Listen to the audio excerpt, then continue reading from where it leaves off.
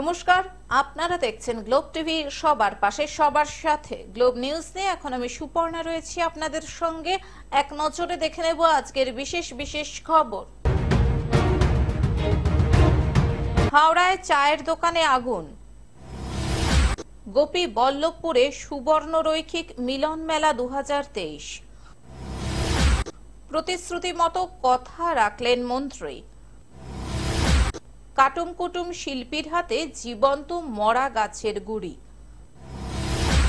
বিষাক্ত ফল খেয়ে অসুস্থ 11 জন শিশু। পুলিশের বাড়িতে চুরি। আসছে বিস্তারিত খবরে।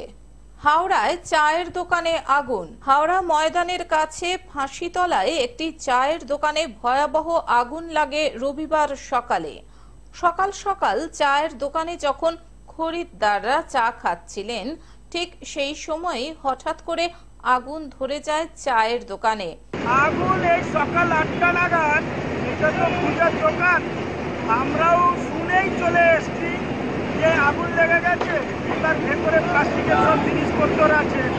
তারপরে আবার ফায়ার ব্রিগেডের গাড়ি, এই এলাকার সমস্ত মানুষ সহযোগিতা করলেন যে আগটা আর বেশি ছড়ায়নি। দাউ দাউ করে জ্বলতে থাকে দোকানটি। সকালে 7টা থেকে লেগেছে, বলো ইলেকট্রিক দিয়ে লেগেছে। কিসের দোকান এটা? পূজা দোকান। পূজা? আরো তো আশপাশে দোকান রয়েছে।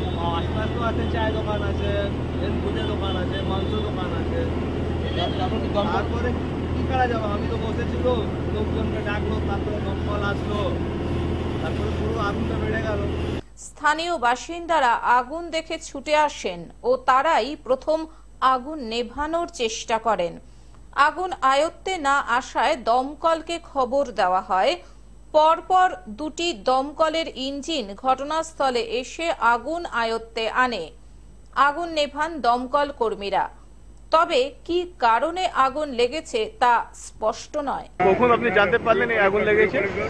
এই তো 8 बजे, 8:30 बताया रावलपुर के हमको इससे जवाब। এখন কি অবস্থা, মানে কিছু সামান পান বের করতে পেরেছেন? क्या सामान सब तो खत्म है। আগুন লাগার ঘটনার তদন্ত করা হচ্ছে, তবে হতাহতের কোনো খবর নেই। আগুন এখানে কতগুলো সিঁড়ি সব ছিল, দিদিভাইয়া চায়ের দোকানটা এইগুলো ছিল এখানে। এবারে আগুন কীভাবে লাগলো সকালবেলা তো বলা যাবে, এটা তদন্তভাবে কোনো ব্যাপার। হয়তো সামনে থেকে হতে পারে চায়ের দোকান ছিল, কাঠপালা দিয়ে চা কয়লা দিয়ে চায়ের দোকানও ছিল, কীভাবে লেগেছে একটা সামাবের জিনিস হ্যাপেন। ঠিক আছে। হাওড়া থেকে কৌশিক ঘোষের রিপোর্ট, গ্লোব নিউজ। গোপী বল্লভপুরে সুবর্ণ রৈখিক মিলন মেলা 2023। সুবর্ণ রৈখিক ভাষার মাহাত্ম্যকে বাঁচিয়ে রাখা এবং নিজস্ব সংস্কৃতি অটুট রাখার জন্য ঝাড়গ্রাম জেলার গোপী বল্লভপুরে অনুষ্ঠিত হল সুবর্ণ রৈখিক মিলন মেলা 2023। আমার কার ভাষা আমার কার গর্ব ফেসবুক পেজের পক্ষ থেকে এদিন এই মিলন মেলার আয়োজন করা হয়। শুধু তাই নয়, এই উপলক্ষে এক বর্ণাঢ্য শোভাযাত্রা গোটা গোপী বল্লভপুর পরিক্রমা করে, যাতে অংশ নেন নদী অববাহিকার বহু মানুষ। গোপী বল্লভপুরের বটতলা চকে বোম নীলিমা সারস্বত মন্দির লাইব্রেরি প্রাঙ্গণে মিলন মেলা উপলক্ষে নানান কর্মসূচি অনুষ্ঠিত হয়। লাইব্রেরি চত্বরে এলাকার বিশিষ্ট স্বাধীনতা সংগ্রামী মতিবাস দাসের আবক্ষ মূর্তির আবরণ উন্মোচন করা হয়। এদিন উন্মোচন করেন প্রয়াত স্বাধীনতা সংগ্রামীর পুত্র কলিঙ্গ শেখর দাস। এছাড়াও উপস্থিত ছিলেন বিশিষ্ট লেখক গবেষক ডক্টর মধু কুমার দে, কবি ফটিক চাঁদ ঘোষ, আইআইটি খড়গপুরের প্রফেসর বিজ্ঞানী ভানুভূষণ খাটুয়া প্রমুখ। আমরা এখানে সুবর্ণ রৈখিক পরিবারের যে পরিবার সামাজিক এবং সাংস্কৃতিক কাজকর্ম করে থাকে তাদের একটা মিলন মেলা হয় বছরে একবার। সেই মিলন মেলা হচ্ছে এবং মিলন মেলাকে কেন্দ্র করে নানা উৎসব আছে এবং স্বাধীনতা সংগ্রামী সত্যাগ্রহী মতিবাস দাসের আবক্ষ মূর্তি আমরা উন্মোচন করলাম। আমার কার ভাষা আমার কার গর্ব পরিবারের পরিচালক বিশ্বজিৎ পাল সহ মোট 4 জনকে সুবর্ণ রত্ন সম্মান প্রদান করা হয়।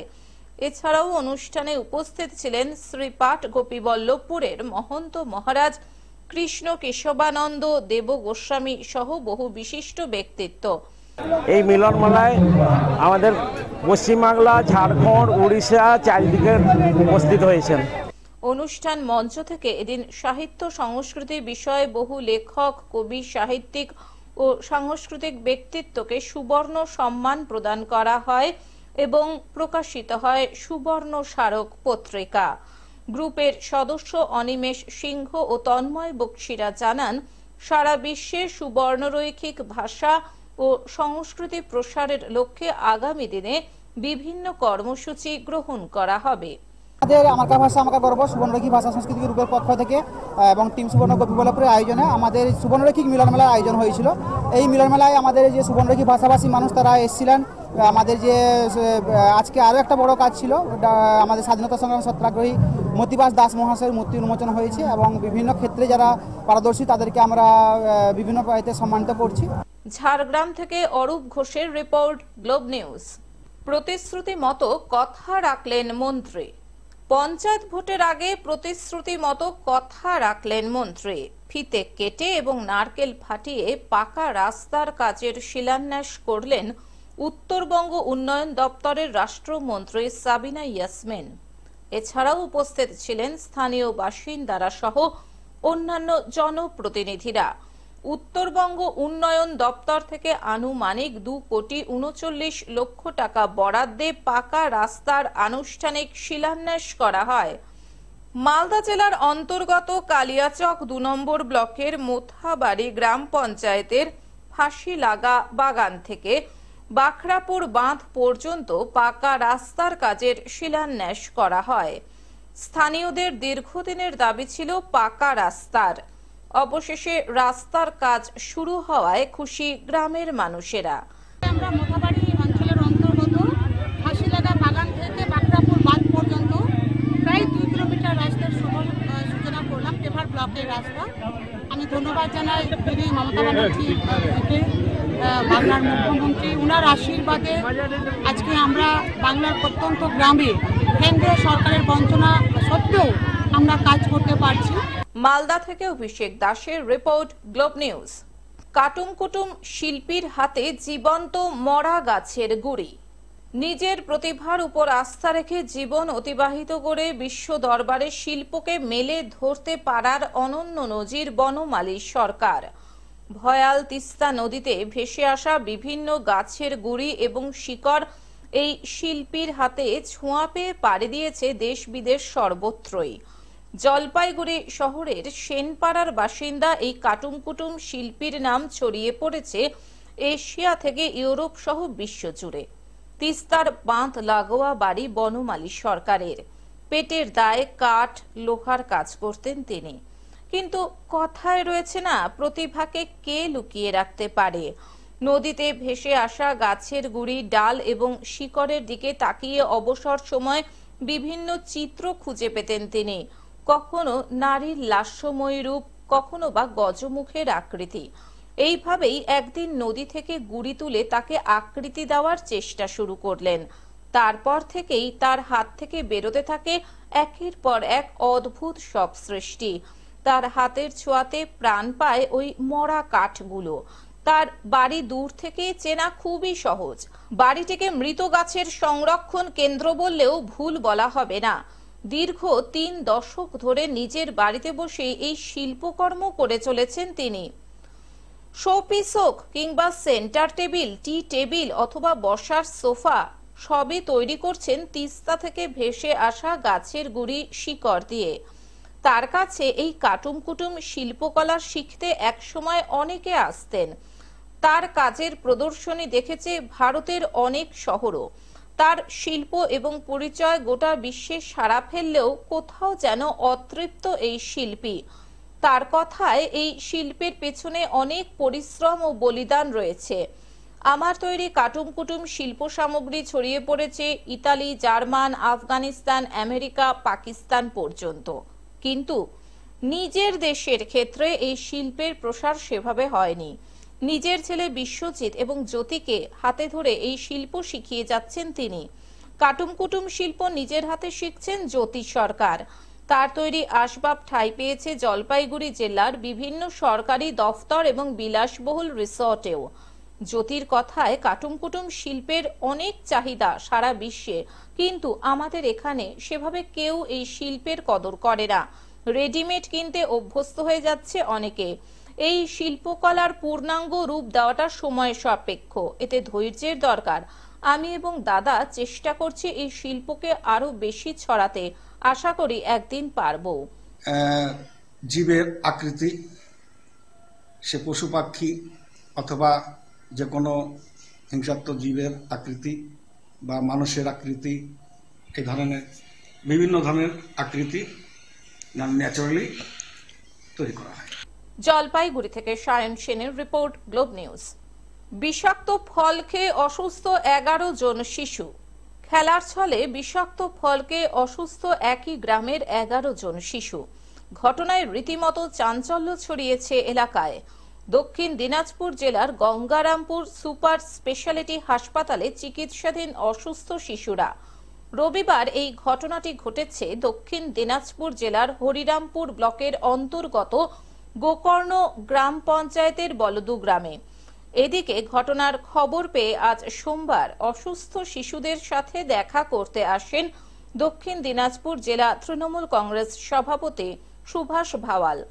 তিনি অসুস্থ বাচ্চাদের পরিবারের পাশে থাকার আশ্বাস দেন। স্থানীয় সূত্রের খবর, রবিবার হরিরামপুর ব্লকের বলদু গ্রামে খেলা করছিল একদল বাচ্চা। সেই সময় খেলার ছলে তারা বিষাক্ত ফল খেয়ে ফেলে, যার পরেই অসুস্থ হয়ে পড়ে 11 জন বাচ্চা। বিষয়টি পরিবারের লোকজন জানতে পারলে তাদেরকে প্রথমে হরিরামপুর গ্রামীণ হাসপাতালে নিয়ে আসেন। সেখানে অবস্থার অবনতি হলে উন্নত চিকিৎসার জন্য তাদেরকে নিয়ে আসা হয় গঙ্গারামপুর সুপার স্পেশালিটি হাসপাতালে। বর্তমানে সেখানেই চলছে তাদের চিকিৎসা। ঘটনার খবর পেয়ে আজ সোমবার অসুস্থ শিশুদের সাথে দেখা করতে আসেন দক্ষিণ দিনাজপুর জেলা তৃণমূল কংগ্রেস সভাপতি সুভাষ ভাওয়াল। তিনি অসুস্থ বাচ্চাদের পরিবারের পাশে থাকার আশ্বাস দেন। কালদিঘিতে এসেছিলাম, আজকে আমাদের হরিরামপুর বিধানসভার গোকুল অঞ্চলে কিছু বাচ্চা খেলতে খেলতে কোনো একটা গাছের ফল খেয়ে ফেলছিল, বিষক্রিয়া হয়ে গেছিল। হরিরামপুর হাসপাতালে প্রাথমিক ট্রিটমেন্ট করে তারা এখানে পাঠায়। খবরটা আমি কালকে রাত্রে জানতে পারি, জানার পরে আজকে সকালে এসেছিলাম, যে ওনাদের সাথে দেখা করে সমস্ত বাচ্চাই সুস্থ আছে, ট্রিটমেন্টও খুব ভালো হয়েছে। আশা করি হয়তো আজকে বিকাল টিকালে হয়তো ছেড়ে দিল। দক্ষিণ দিনাজপুর থেকে জয়দীপ মৈত্রের রিপোর্ট, গ্লোব নিউজ। পুলিশের বাড়িতে চুরি। এক রাতে প্রাক্তন পুলিশ কর্মী সহ 2 পুলিশের বাড়িতে চুরি, তদন্তে পুলিশ। উত্তর 24 পরগনার বসিরহাট থানার বসিরহাট পৌরসভার 9 নম্বর ওয়ার্ডের ঘটনা। এক প্রাক্তন পুলিশ কর্মীর বাড়ির মন্দিরে চুরি। মায়ের গা থেকে 10 থেকে 15 ভরি সোনার গয়না এবং একটি হীরের টিপ নিয়ে চোরের দল পালিয়েছে। আরও এক পুলিশ অফিসারের বাড়িতে প্রয়োজনীয় নথিপত্র নিয়ে পালিয়েছে দুষ্কৃতীরা। ঘটনাস্থলে বসিরহাট থানার পুলিশ। হ্যাঁ, থানাতে আমি যে জানিয়েছি, থানাতে ফোন করেছিলাম, 100 ডায়ালে ফোন করেছিলাম। তারপরে ওখান থেকে ওখান থেকে অফিসারদের পাঠিয়েছিল, সব এসেছিল, এসে দেখে দিয়েছে। তারপরে মিঠুনকে খোদ এই পুলিশের বাড়িতে চুরি, কি বলবেন? পুলিশ থাকলে বলবো। বসিরহাট 9 নম্বর ওয়ার্ডের বাসিন্দা মিঠুন সর নামে আরও এক পুলিশ অফিসার বাড়িতে না থাকায় বাড়ির গেট ভেঙে বাড়িতে ঢুকে চুরি করে এবং বাড়ির প্রয়োজনীয় কাগজপত্র এবং বিভিন্ন জিনিসপত্র আগুনে পুড়িয়ে দেয়। পাশাপাশি অরিজিৎ সিং নামে এক প্রাক্তন পুলিশের বাড়ির মন্দিরের জানলা ভেঙে চুরি যায় আনুমানিক 10 থেকে 15 ভরি সোনার গয়না এবং একটি হীরের টিপ। পুলিশের বাড়িতে চুরির ঘটনায় আতঙ্ক ছড়ায় এলাকায়। হয়েছে কালকে রাত্রে মন্দির ভেঙে চুরি হয়েছে। আচ্ছা, কটার সময় হয়েছে বলতে পারবো না। বসিরহাট থেকে শ্যাম বিশ্বাসের রিপোর্ট, গ্লোব নিউজ। এখন থেকে গ্লোব টিভি দেখুন আপনার স্মার্টফোনেও। গুগল প্লে স্টোর অথবা অ্যাপল স্টোর থেকে ডাউনলোড করুন গ্লোব টিভি লাইভ অ্যাপ এবং জিও টিভি অ্যাপ। এছাড়াও জিও ফাইবারেও গ্লোব টিভি দেখুন 1457 নম্বরে। আজকের মতন গ্লোব নিউজ এখন এই পর্যন্তই। দেখতে থাকুন গ্লোব টিভি, সবার পাশে সবার সাথে। নমস্কার।